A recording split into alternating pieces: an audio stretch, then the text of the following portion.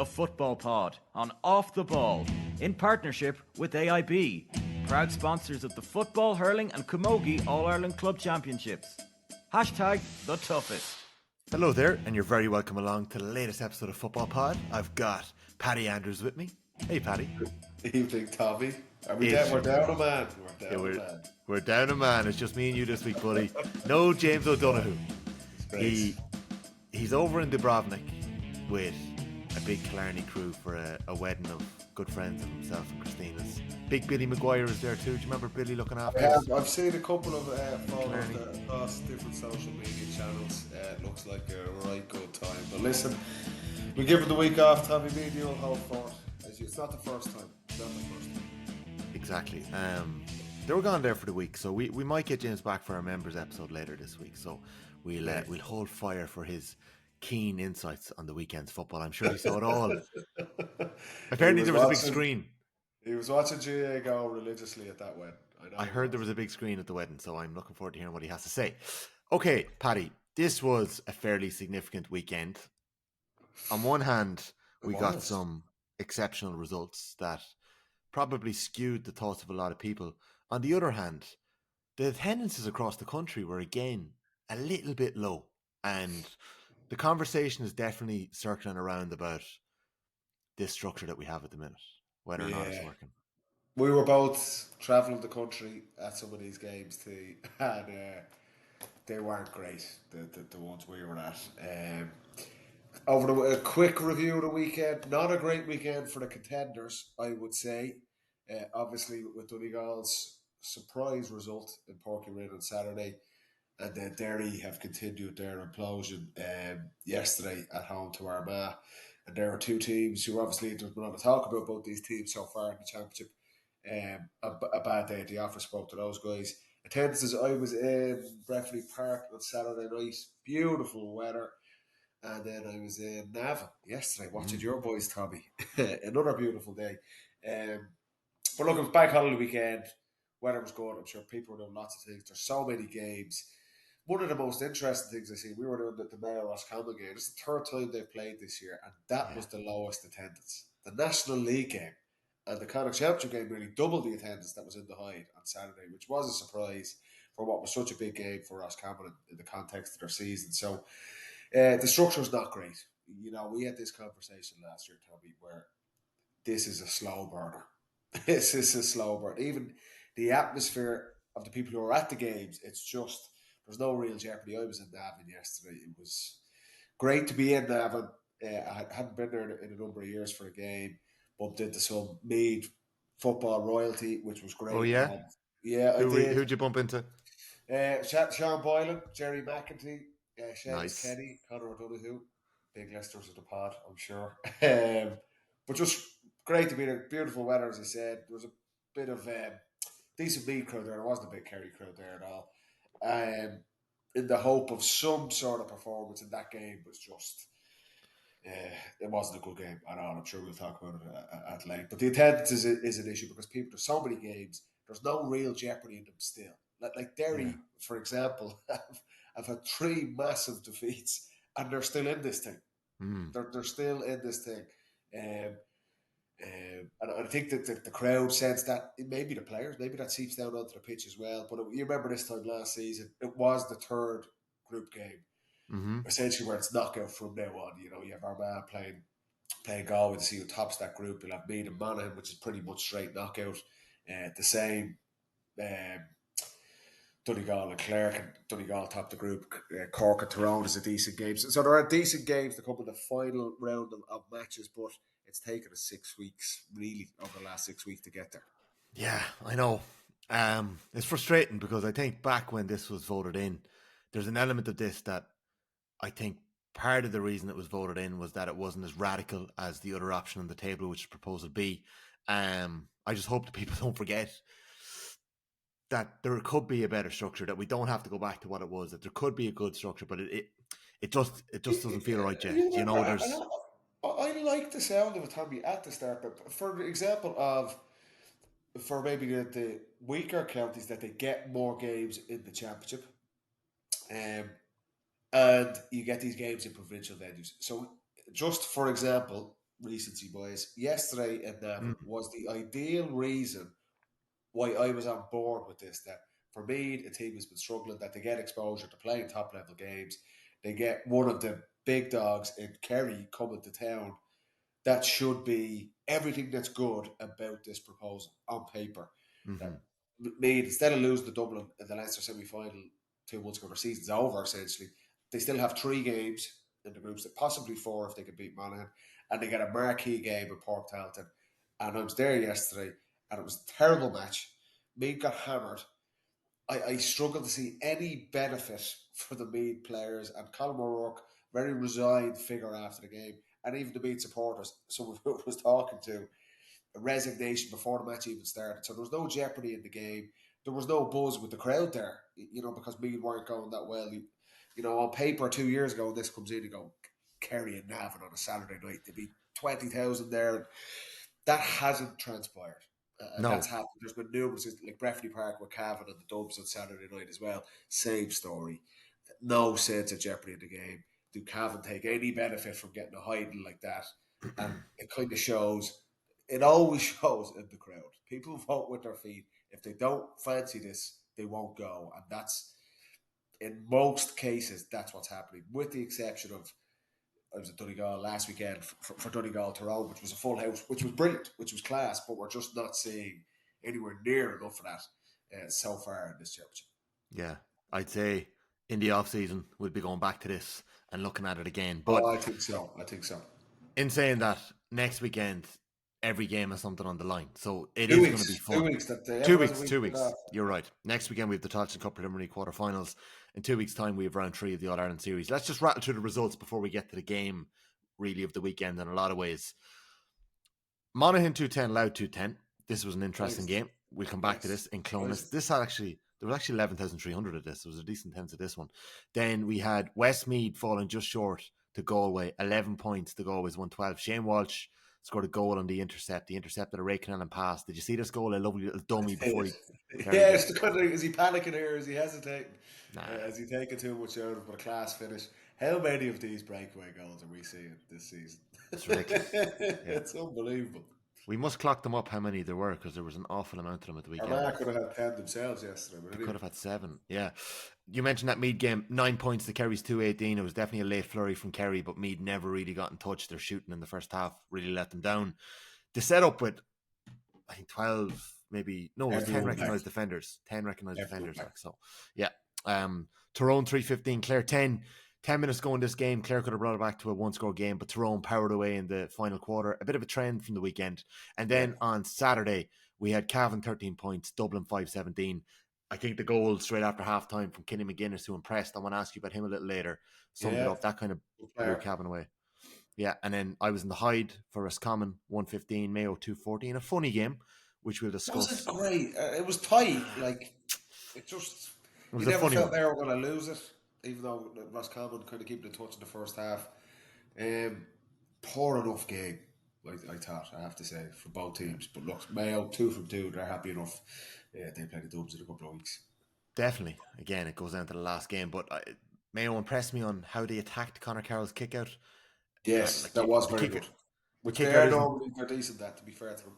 Yeah, the kick out obviously isn't just down to the goalkeeper. You know, Carroll had one brilliant kick out that led to a Kieran Lennon score. He had another brilliant kick out over the press that nearly led to another score, went out over the end line. But Mayo just ate them alive in the middle third and on the break. So we might chat about that a little later. And then the game of Saturday, Cork 3-9. James O'Donoghue's Cork 3-9. Donegal 16 points. A surprise. Donegal, hectic schedule. And I was really impressed with them the week before. They're 20 points against Tyrone. They were full value for that. Really, really impressive. McGinnis, to be fair to him, he teed it up. It is a tough game, particularly on the Park you're in. And just the style of play, Cork have a very similar style to Donegal. If those runners from deep, they'll try and hit you on the counter-attack. The goals were the killer, obviously, as they tend to be. You know, Matty Taylor's got another breakaway goal. Another breakaway goal. Ryan McHugh. Every game you're going to see these. But just the style of play Cork have and the confidence they have, obviously, their big game was to go to Ennis and win that first match against Clare. That it took pressure off John Cleary and those Cork players, that they were through. not as much such thing as a free hit in Championship. Well, maybe there is under their structure, but there was a pressure off them having beaten Clare. For sure. And for them to go and win that game, well set up, they could have catch Donegal on the break. They out Donegal, and then they hang on in the end. I don't think it was wasn't like it was an unbelievably bad performance by No. Donegal. They were just caught a little bit, and that group is very interesting. That is one of the more interesting ones because Donegal, they can still top this. They will beat Clare. I would say they'll beat Clare, and then Cork have a really tough game against Tyrone. Got back on the horse yesterday at Healy Park. That's in a neutral venue. Massive opportunity for Cork to top that group, go straight into the quarters and get a favourable draw. That would be unbelievable progress and set potentially Cork up to be in the All-Ireland semi-final if the draw plays ball for them. That's the opportunity there for them now with that win over Donegal. But I wouldn't like to gamble on who's going to top that group just yet. I think that Cork Tyrone game is very hard to call. For sure. But a brilliant win for them. Brilliant win for Cork. And for Donegal, the first semblance of a setback this season so far. So. You mentioned the groups there. I'll just give you the group tables there. So you mentioned how that game could go down to the wire, that last round there. So Cork 4 points, Tyrone 2 points, Donegal 2 points, Clare on 0 points. Clare will need to beat Donegal to have a chance of making third spot. But if Donegal win and Tyrone win, all three will be on 4 points. And James caught me out with this last week. If you have your homework done this week, do you?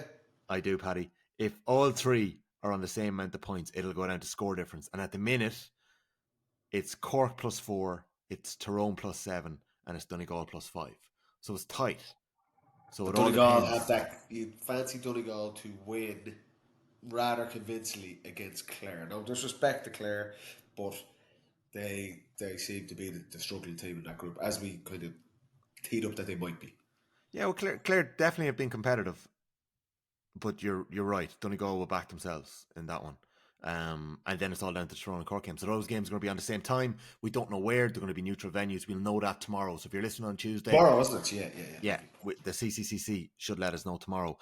Group 4, we've got Kerry on 4 points, Louth on 3 points. Those two are guaranteed to go through. But the winner of that game, Kerry and Louth, now Kerry bet them well last year. So the winner of that game goes through. So we'll see. I'm going to ask you a little later on about how Kerry are cooking so far and whether you think that they're actually just holding back. And then Monaghan and Meath on a minus 25 score difference, but the winners of that will go through. So Monaghan having that brilliant draw against Louth, maybe turning their season around. They'll play Meath in 2 weeks' time, so that'll be a tight game as well. Group 2, we've got Dublin and Mayo meeting each other in a neutral venue. We don't know where. I heard Kevin McStay saying yesterday that Mayo want Tullamore, hinting strongly that it might be Tullamore. I think there's a bit of talk about Breffni. There could be the Hyde down the road from McStay's home. I heard the Hyde, yeah. Who said that to me about the Hyde? That should be a good game. Tullamore would be very nice. Just the size of the ground. You could get a full house at that game, which would be deadly. Sure. Which would be class. So wherever that is, I would look forward to that one. Yeah, and then Roscommon Cavan playing off great for the winners of that game. Yeah, shootout for third place. Westmeath and Derry are then in a shootout. We haven't got to that result yet, but Westmeath and Derry are in a shootout for third spot, and it's Armagh Galway battling for top spot because Armagh bet Derry by 11 points yesterday in Celtic Park. Paddy, I want to talk about how good Armagh were before we get to Derry. Yeah, let's give credit. I picked them up after the Ulster final. Our co-host, who's off-sunning himself, was trying to stick the knife into them again. I thought they were very good in the Ulster final, and unlucky. I think they've lost big games before, and I've had no sympathy whatsoever for them. But it was really impressive. Kind of under the radar that their win against Westmeath last week. You expect them to win, but that was their game after the Ulster final, and they kind of put that heartbreaking defeat to bed. But yesterday was a big game for both sides. Obviously, the context of the match, it was Armagh's first kind of really big challenge. You expected them to win at home to Westmeath, but for Derry, could they get back on the horse? And we said Donegal had been the story of the championship to date. I think Derry's just complete and utter implosion over the last month is now kind of is trending. That's top of the pops for everyone. It's incredible to see, but Armagh were, full value, absolute full value. They should have won by more. their attacking style of play. I think Conor Turbitt spoke about it afterwards in Man of the Match. You were speaking to Rian O'Neill after for Off the Ball as well, T, and it was like we threw the shackles off. And Derry, the way they set up, and we'll talk about this, they allow you to throw the shackles off. You can't not throw the shackles off because they just let you give you the whole half of the pitch to do it. So Armagh were really good. They've kind of the Ulster final is a distant memory now. They've put that to bed. It's full steam ahead, and they've a massive opportunity. Like that. This is kind of the flaw with the groups. Like they play Galway now. That will be a brilliant. And they obviously have history with Galway over the last couple of years, but that will be a brilliant knockout game. Both teams are going to go through. In terms of the All Ireland, which both teams are kind of skirting around the edges of, the winner goes straight to the quarter final, which will be a massive plus. Galway, we've seen the negative injury update from Pádraig Joyce at his side that Comer and Kelly are missed obviously the weekend, likely to miss the Armagh game. And They Finnerty. just can't. They can't get away from fucking injuries. But from Armagh, where they are now, a brilliant performance, and their big players really performing well. And that's, if they have that, there's lots of other teams where maybe their marquee players are not really at their peak yet. But Armagh, Turbot was exceptional. Was one of the best games we've seen from Rian O'Neill. Again, he was kind of afforded that space, but they had tactics. They absolutely nailed them, and they played aggressively. And when they do that, they have a really solid base defensively. But as they say themselves, when they throw the shackles off, they are a very, very good team. Armagh scored 3-14 from play. They had 13 different scorers. They have players popping up all over the field, delivering in big moments. One of my favourite scores was Tiernan Kelly's turnover on Declan Cassidy towards the end. He smashes him.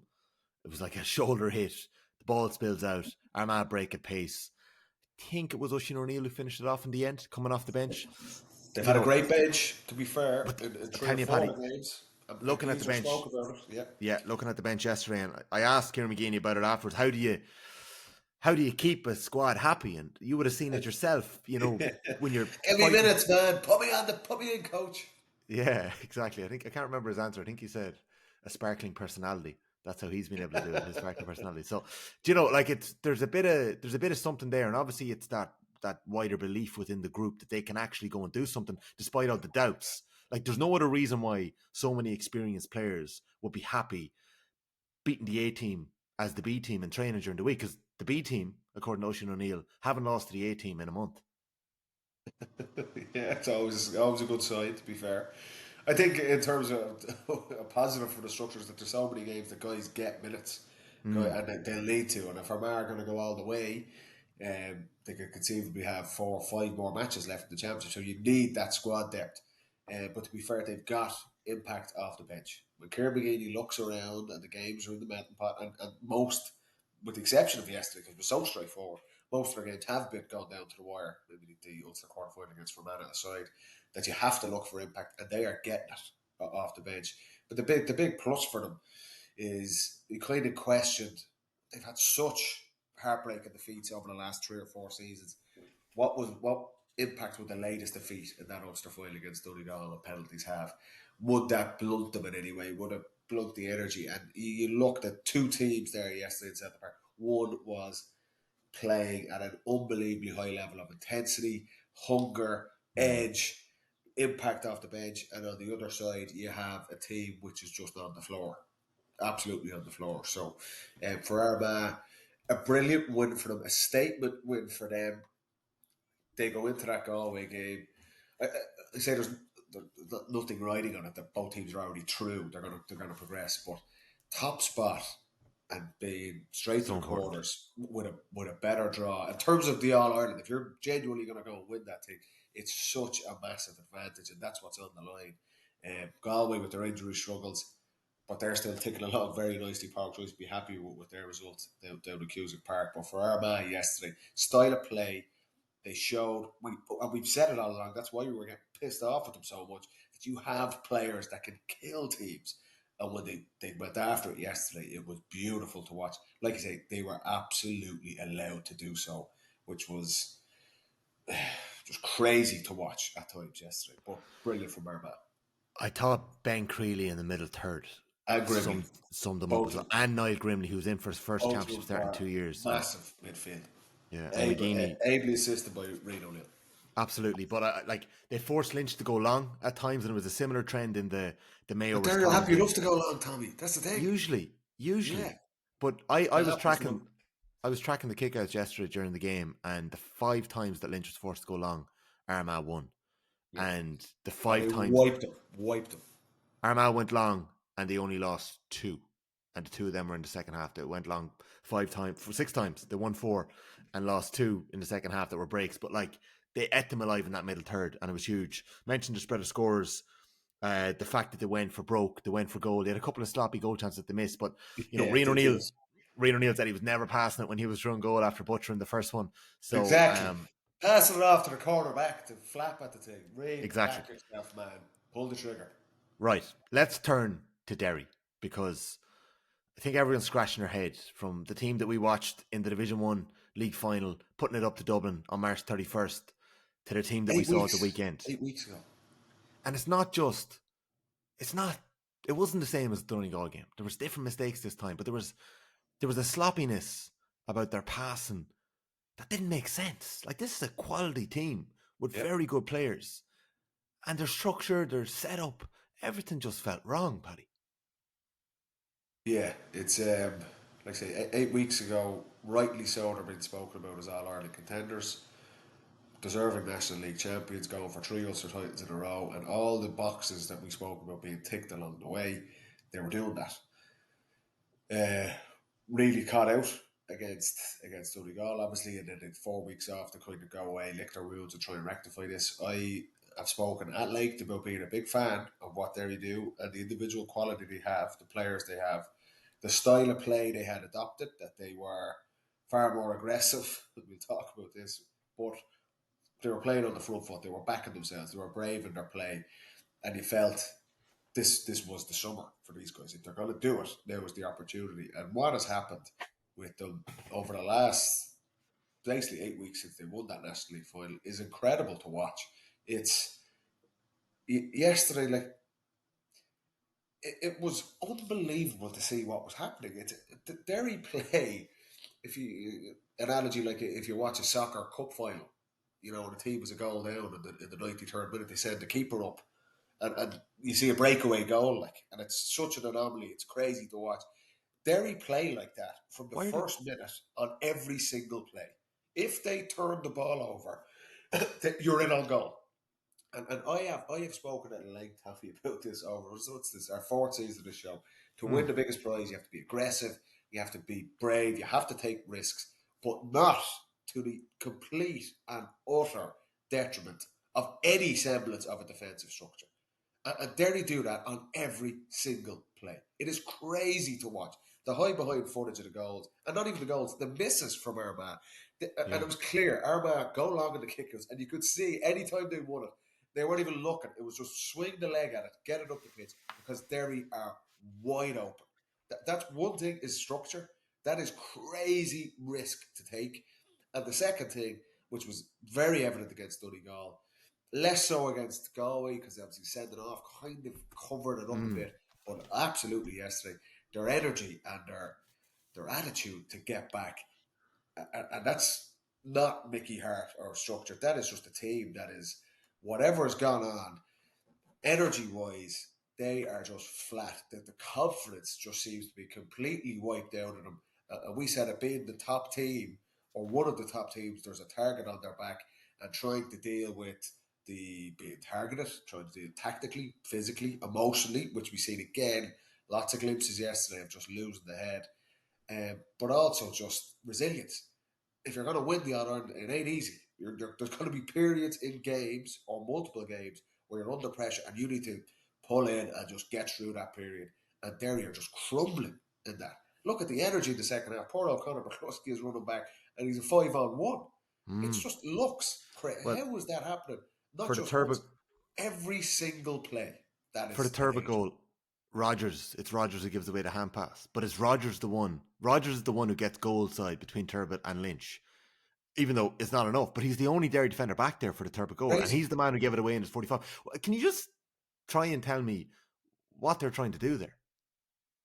They're trying to drag players up the pitch, create depth and structure, and then try and punch holes. Very similar to what Donegal had done in games against Tyrone, maybe in And Ballymaffey a couple of weeks Donegal ago. got caught, like Ryan McHugh got caught, and Matty Taylor went up the field Yeah, and buried that goal. there are risks with it, but Why can't you leave a cover? Why can't you leave one player back? I would leave +1. Always have one extra defender back. Whatever forward they have, you have one more. With the Guardiola and soccer, however many they put in midfield, we'll have one more in there. Defensively, if they keep one up, you keep two back. Yeah, because surely if you've got 11, so say a man on the ball, right? A goalkeeper, man on the ball, you've got 12, 13 players then, 12 players, say, occupying space and attacking. Surely that's enough to create the chaos, the space, the movement but it's there also, needed. Tommy, they're banking on other teams just sitting back off them. That they'll bring 50 guys like what Meath did yesterday to carry your loud in the last of Dublin. The teams will just sit back. Teams are pushing up on Derry now. So the man on the ball is under serious pressure. We've seen so many turnovers yesterday. Armagh are one of the very good teams at doing this anyway. But if you play Derry now, this is what I'm talking about. Their tactics have been analysed by everyone and weaknesses are identified. And they have not adapted. They have not been able to deal with those challenges. And we see the sloppy turnovers and the risk. Turnovers are always bad against the top teams. You try and avoid it at all. Mind the ball was like this mantra we had, particularly against Tyrone, we're dangerous, Donegal, obviously running teams. Every team does that now. If you turn the ball over at this level against the top team, you're under pressure and you're relying on your scramble defence to try and get you out of it. Derry don't have a scramble defence. They don't have anyone there. There's nobody there. Like one of the footage for, I think it's the second goal of the Sunday game yesterday, the high behind. Look at the reaction as well. McGuigan just dropped head down, hands on his knees. He knows we're fucked. Chrissy McKay is inside the 21. He doesn't even bother running back. It's just like, we're not getting there. And there's just that. I understand that it's a hard place to be. You're just like, they're just fed up with it. And that's the incredible thing to see. I can't wait for the end of this season to hear if Mickey Hart leaves or someone does a book or whatever. What is going on? What are these conversations that are happening? Is it the coaches, Hart and Devlin, these guys go, we're playing this way. This is the way. And the players are saying, yes, let's do this. Are the players saying, we've played that more solid defensive style in the Rory Gallagher, Kieran Mina, got us to a point we need to go further on? Is it both? Are they all invested in this? Or is there any sort of pushback? Because there has to be.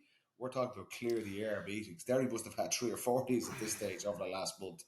The only silver lining for them, and I'm saying this to you early, Tommy, and it was hard to find a silver lining when they beat by 11 points for your third championship defeat of the season, but the fact that it's so bad and it's so glaringly, obviously not working, they may actually just say, we can't do this anymore, and just change before they play Westmeath in 2 weeks' time, and at least bring back some sort of structure to the defence.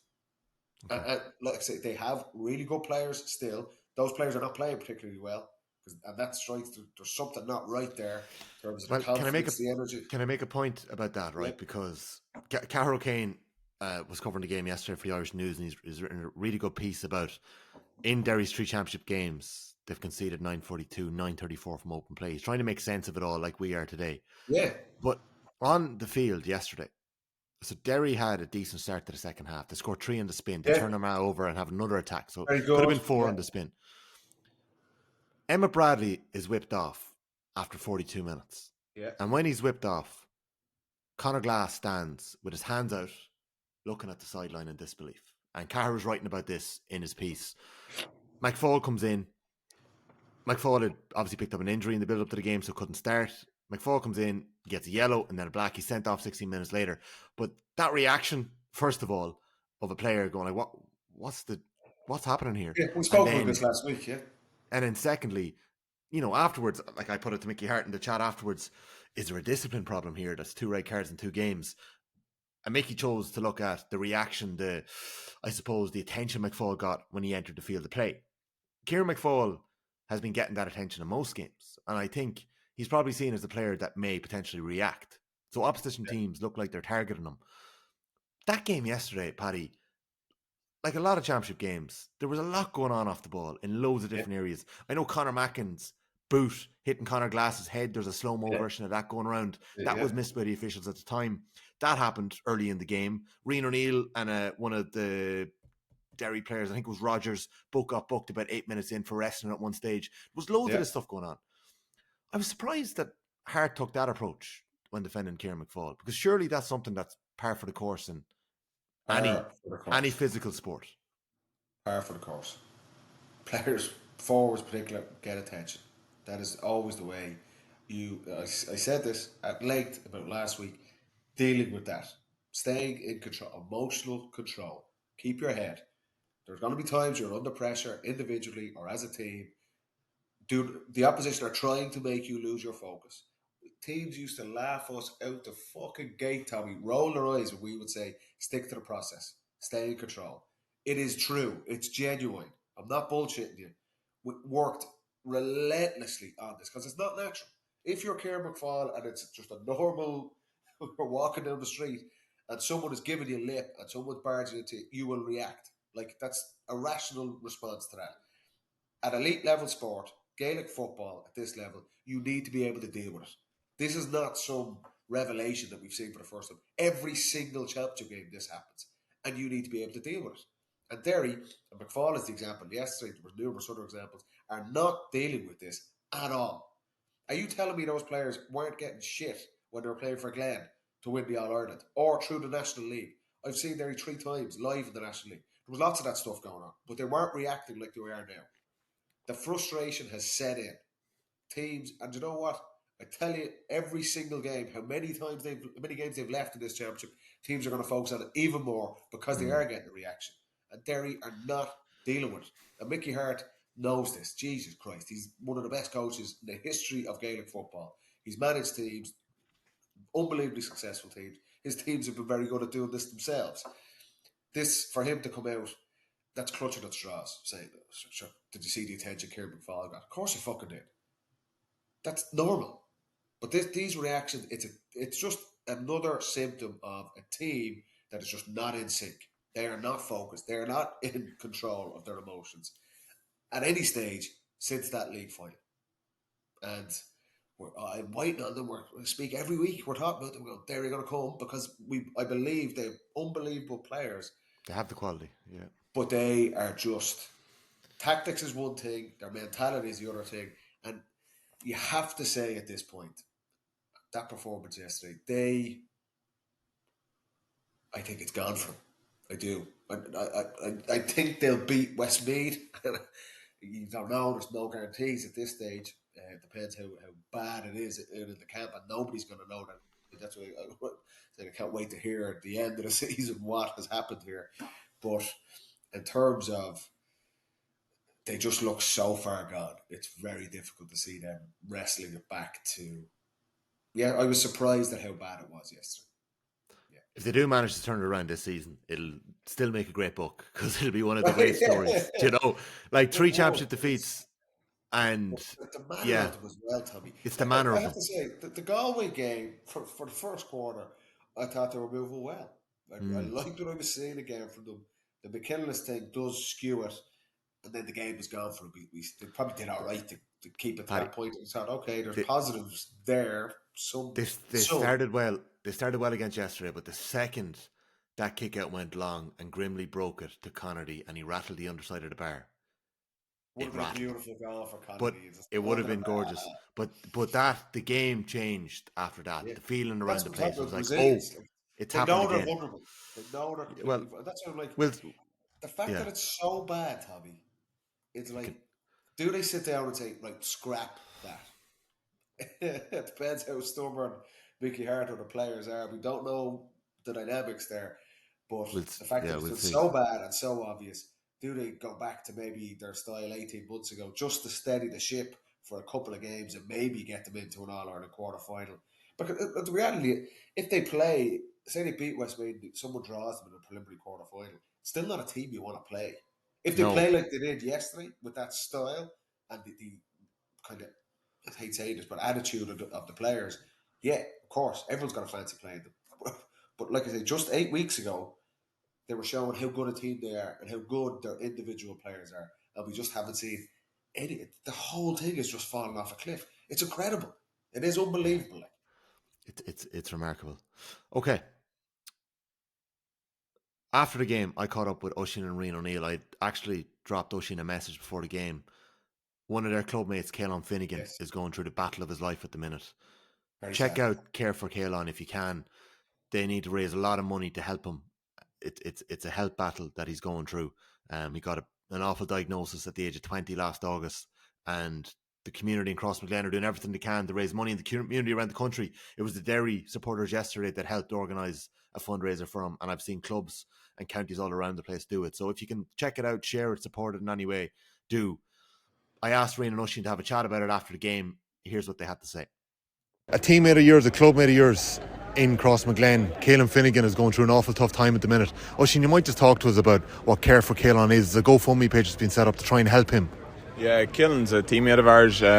He's 20 or 21 years of age, and to be honest, he's got the battle of his life going on at the minute.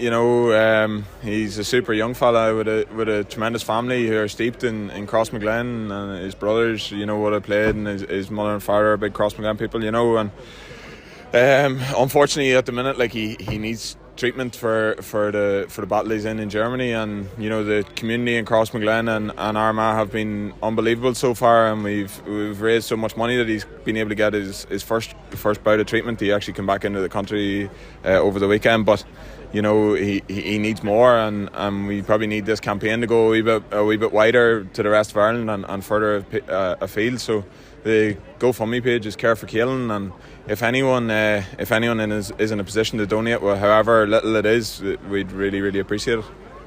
Rian, a young man like that's so close to you, and I know you mentioned that Killian McGinnis had mentioned him before the game as well, like that must just put things into perspective. Like, we're talking about penalty shootouts here and how close you've come over the years, but like this is real life. Yeah, listen, absolutely. I know I was saying there before we got cut off, I had to call up this house regular to see him, and you go up there and you only think you're 40s, you know what I mean, and you go up there and that man's always smiling, always the centre of crack. His brothers are there, they're always the centre of crack, and you leave that house and you realise you've actually very little problems going on in the world, and that man's going to keep fighting to the bitter end. I know he is, and I've played football with him, and he was always there fighting for you, and everyone around Crossmaglen, Armagh, Ireland, wherever, we'll keep fighting for him to the bitter end, and we'll never give up. There you go. There's Rian and Oisin O'Neill, and it's Care for Caolan. We'll share the GoFundMe on our pages on the Football Pod as well. This is the Football Pod with Paddy Andrews. No James O'Donoghue this Monday. We let him off. He's enjoying the wedding of one of his good friends over in Dubrovnik, so we will get him back in our members pod. The pod is brought to you every week with thanks to AIB, proud sponsors of the Senior Football Championship. Check out #TheToughest for more. We have big news coming this week. I said that last week. I thought I'd have the tickets out for Croke Park, but they will happen this week. They will happen this week. We've got it. So stay tuned for that. Last year they sold out in 12 hours. So if you want to go, get a hold of them. So it's a Thursday night, Tommy. All Ireland final week. Yeah. AIB have sorted Croke Park for us again. So we'll be there. Gonna be in it. Yeah, can't wait for it. We're going to take a quick break. We'll be back after this, talking a bit more football.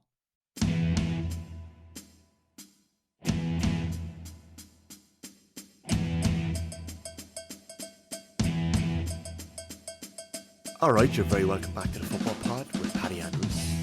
James will be back with us on our members pod a little later this week. He's away on his holidays. Paddy, we also had round 3 of the Thatching Cup this weekend. So all 32 counties were in action. New York have a bye to the preliminary quarterfinals. So Waterford, who actually won 2 championship games this year, unfortunately don't make it through. They bet Longford at the weekend, 4-12 to 116, but they had the 4th best record as the 3rd place team, so they don't make it through to the preliminary quarterfinals. Kildare bet Leitrim by 116 to 12 points, also in that group, in Group 1. So it's Kildare on 6 points, they're straight through to a quarterfinal. Leitrim finished in 2nd. They will play Wicklow in their preliminary quarterfinal this weekend. Wicklow finished 3rd in Group 3. Fermanagh and Laois played out a thriller in Pearse Park. Fermanagh won that one 3-11 to 2-13.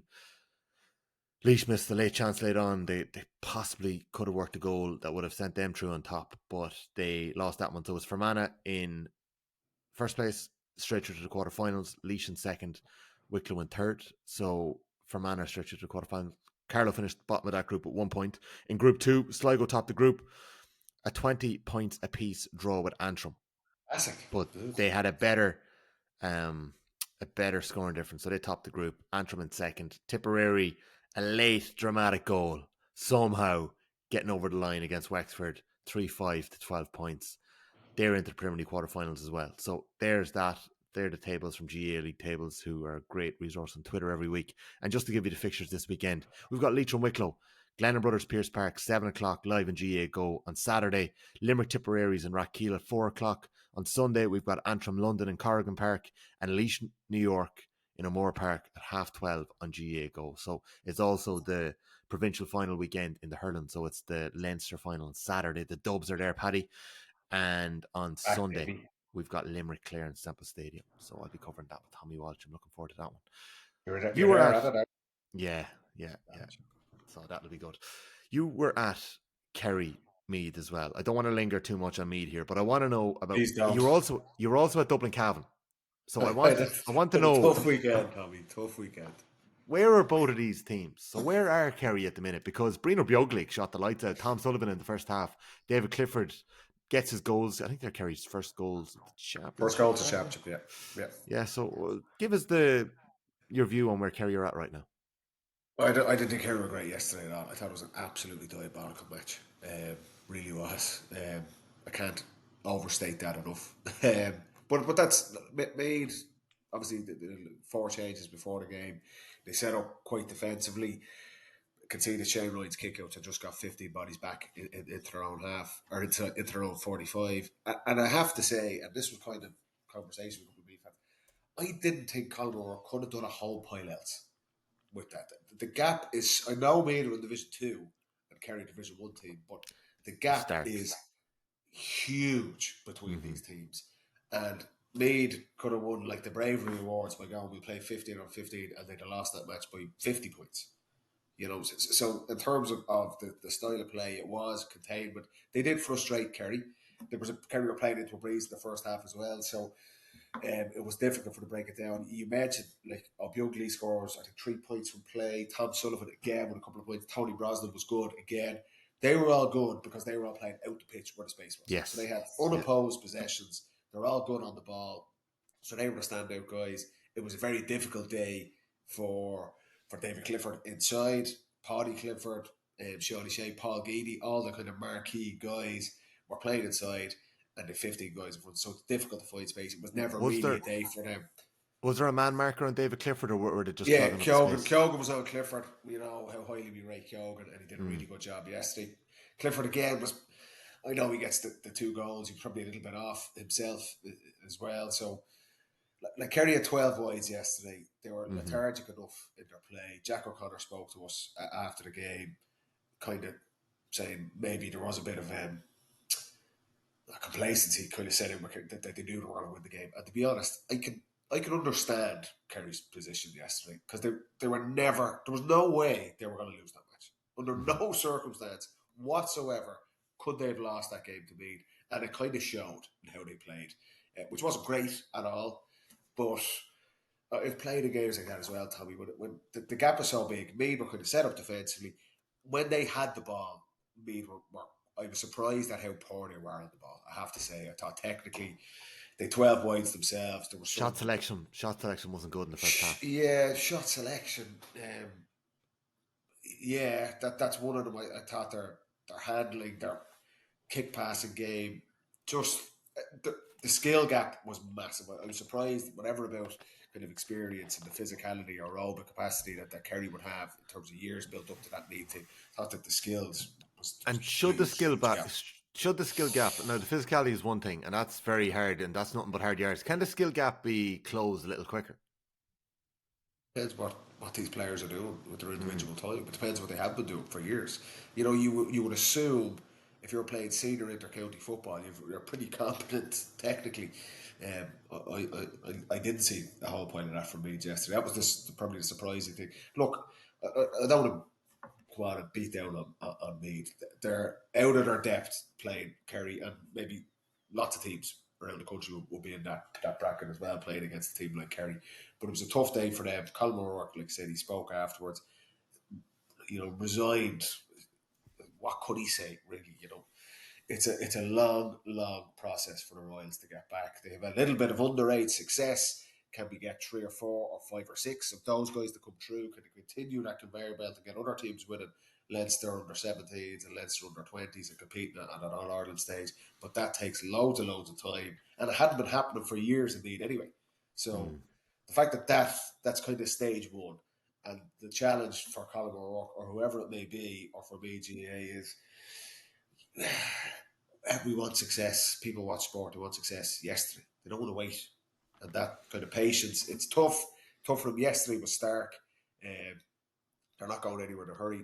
The way they frame it is they have an opportunity at least to get into the knockout stages if they can take out Monaghan. Monaghan showed a bit of life yesterday themselves, so that even that's looking like a big ask. But if you sat down with me at the start of the year and said, what's success? Stay in Division 2, consolidate that, and get a win in the championship, get into the knockout stages. And that's still potentially on the table. It's there. For them. It's still there, but it was poor enough from them. But for Kerry... How far, is there an element here, great. Paddy, of Kerry holding back and time in the run? I'd say they would have liked to have played better. Jack O'Connor was sitting in front of us in the stand with Dermot Murphy. They're going to be true. Pissed off a few times, you'd expect them now to be true to a quarter final, that they will take care of Louth. Yeah, I would. They're not playing over the but they haven't needed to, Tommy. Yeah, it's just like kind of recency bias again. This was the exact same with them last season. The Ulster Championship is complete farcical for them. Same as the Leinster one for Dublin. They don't need to be at these levels.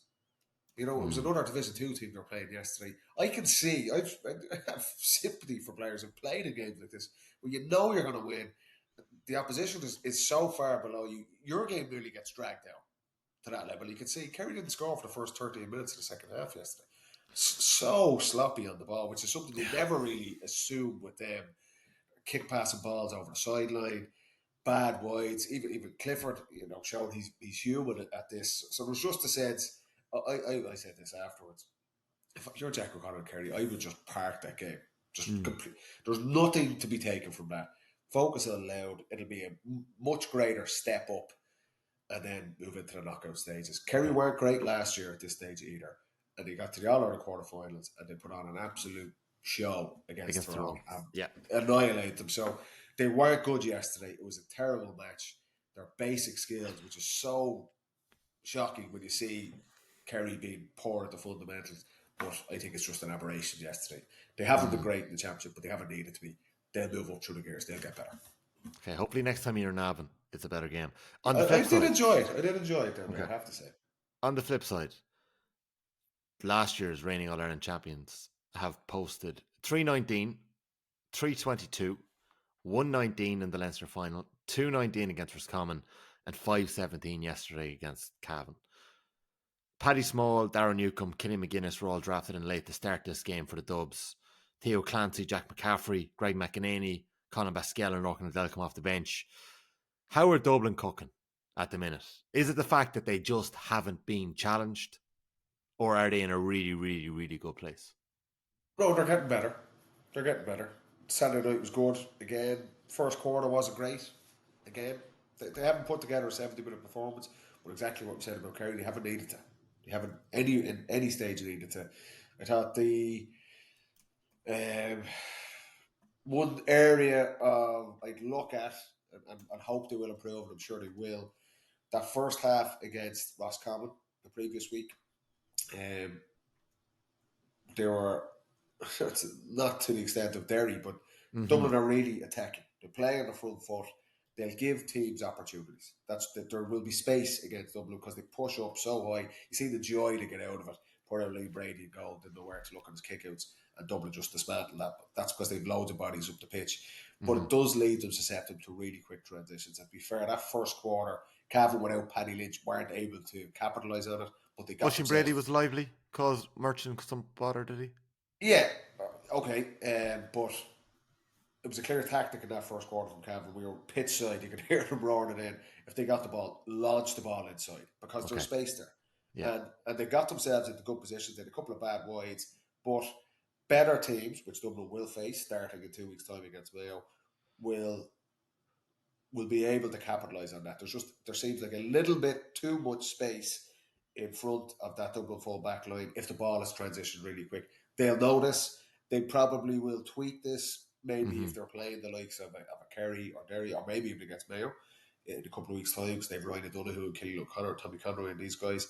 But that's an area where they've probably been a little bit sloppy. But outside of that, their attack, I thought, was really good against Roscommon. I thought it was really good the other night as well. And the biggest plus for Dessie Farrell, those guys, is that depth of players. He didn't start Colin Pascal the other night, comes on and scores 3 points from play. There was a real sense of Pascal being makes like, the goal. This. Costello was really good when he got going at centre forward. He's playing a slightly different role. Paddy Small is injury free and playing. Paddy Small and Bugler are two guys who've gone in and out of the team because they've had knocks and niggles. They both seem in great shape and moving really well. And Killian McGinnis, you mentioned him. What's he bring to the table? What's he bring to the table, McGinnis? He's slightly different. He's a big guy for a forward, playing in that half forward line, but he's a confidence about him. Like, he's a young player, but this guy, like, he takes shots on. He's not one of these guys, younger players, particularly in an established team like Dublin, can come in and be like, very deferential. I'm just going to keep popping the ball over to you. You can see there's a confidence in his play, and he gives them something different in that half forward line. He basically is the same height as Fenton. He's an option around the middle. Big man. And in terms of a breakout season for him, I've been impressed with him anytime I've seen him through the National League. Will he realistically, or the likes of maybe Greg McEnany or these guys, they're very young.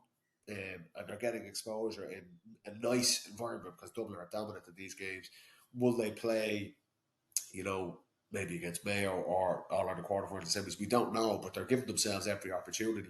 And that was a big thing that Dessie Farrell had to do. We spoke for the last couple of years about this. Dublin bringing in depth into their squad. One, for live options and championship matches, but two, to put pressure on these more established guys. And we've seen it this year. I thought Niall Scully was exceptional the other night as well. He was taken out of the team last year. Kilkenny as well. And they were being taken out of the team because other guys were putting them under pressure. And that's the beauty of having squad depth. And that forces the players to up their games, and we've seen that. So it was positive for Dublin. They're moving in the right direction. They still haven't got anywhere near a 70-minute performance, but similar to Kerry, they haven't needed to. They haven't needed to, yeah. And that game against Mayo in 2 weeks' time might give us a better idea of where they're both at.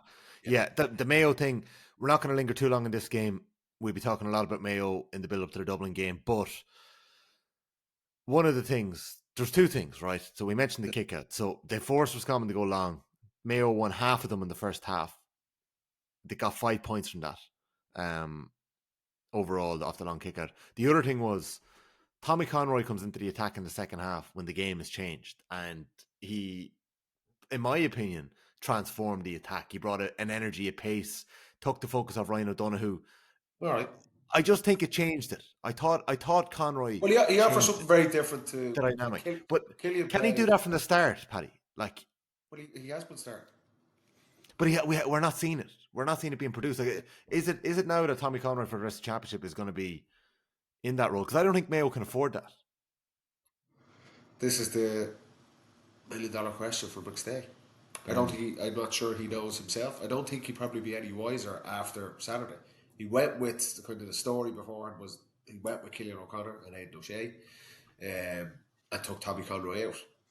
And it wasn't injury. Like, I asked McStay afterwards and he said he was very close to starting. So clearly it was a case that the game will open up a little bit. Killian O'Connor scored 4 points for play against Cavan in what was his first start.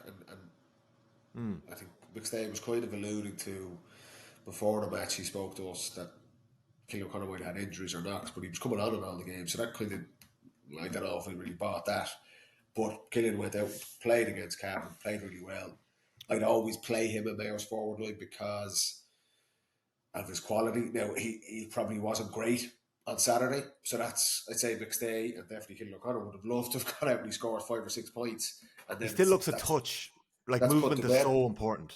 Like, in terms of his leadership, his ability to cover the ground. His quality on the ball, see the score he gets in the second half. Mayo don't have a lot of guys that can do that. I would have loved to have seen, and we've said this for the last 2 or 3 seasons, 12. Ryan O'Donoghue, Killian O'Connor, Tommy Conroy. But for injuries and whatever, obviously bad injuries for Killian and for Tommy Conroy. We haven't really seen that. But the question mark for Mayo, and particularly against a team like Dublin, is can they afford not to play Tommy Conroy and just have Killian O'Connor and Aidan O'Shea in there, where the reality is they don't have legs. There's an absence of pace without Tommy Conroy in there. I would play Tommy Conroy as well because I do agree with you. His agility he'd be an absolute fucking nightmare to mark. So I'd have him in there, but I'd also play Killian O'Connor to supplement Ryan O'Donoghue because he's a quality scorer, and that's the decisions McStay has to make. He doesn't seem to want to play all of them together, or doesn't feel there's a system where I can fit these guys in together. That's got to be up to him to figure out. And I'd say, I don't know, is he any wiser after the weekend? Because nobody really grabbed it and said, yeah, you can't not play me. So that's it. But I thought McStay was quite bullish beforehand and afterwards. The season was kind of starting here for them. They got the job done. They were really good around the middle. I thought it was one of Manny Rowan's really better games I've seen from him in the last kind of 18 months or so. But they're through. They know everything goes up for them now. Play Dublin on the line to potentially get to an All-Ireland quarter final. There'll be an edge and a buzz around that game because it's Dublin Mayo and everything that goes with it. But it's kind of job done, but there's still a lot of question marks in that attack, I feel. Yeah, for sure. We'll see what happens in that Dublin game. I actually forgot to mention Group 4 of the Tailteann Cup. Down topped it. They bet Offaly, a very high-scoring game. Offaly finished bottom of that Tailteann Cup group. They're out. London on 2 points. That's a surprise, isn't it, T? And Limerick. I know the hurlers, savage scenes for their 20 hurlers. That was amazing. It was amazing, wasn't it? For footballers, that's... Yeah. Becky Kelly, that's disappointing. I kind of expected more of them. Like I say, they showed glimpses of quality in that Leinster semi-final, but obviously they were well beat. But you thought, okay, can they...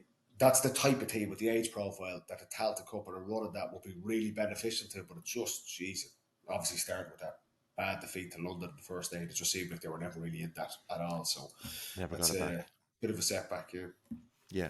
So, Paddy, I think we'll leave it at that. Thanks very much for joining me on this Bank Holiday Monday. Clocked up the miles at the weekend. Will you take a little bit of a rest for yourself, will you? Need to, man. I'm running on empty. Nothing this weekend. The little trip to Leitrim, that looked nice. I did. A few people said it to me. They were like, Andrews is in the woods in Leitrim. It looked lovely. A few people saw the Insta. It was there. I did, like you say, Tommy, I needed it. So we went over with the rain and the little lad. Lovely. A couple of days in Leitrim. It was beautiful. Yeah. Hiding in the woods, a couple of days. Class. It's needed. Mind yourself, Paddy. Thanks for joining me today. Come on. We'll catch up later in the week. Thanks to everybody for tuning in, and keep your eyes peeled for our tickets for our roadshow in Croke Park later this week. See you, Pete. Good night, lads.